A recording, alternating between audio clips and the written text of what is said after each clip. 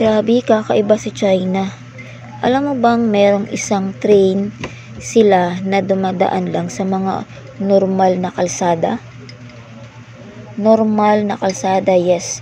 Tinatawag itong autonomous rail rapid transit or mas kilala bilang trunkless tram.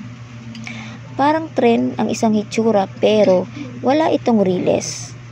Na para lang sila mga bus, gulong lang at mga sensors na sumusunod sa linya ng kalsada. Isa itong electric bicycle na kayang-kayang magsakay hanggang sa 500 pasahero at tumatakbo ng 70 kilometro kada oras.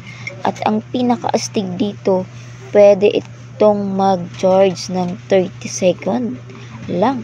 Sapat na para sa ilang kilometro na biyahe. Mas mura kaysa sa totoong riles. At mas flexible pa dahil kaya nitong dumaan sa mga regular na kalsada. Ang galing. Ikaw, sasakay ka ba sa ganitong klaseng sasakyan?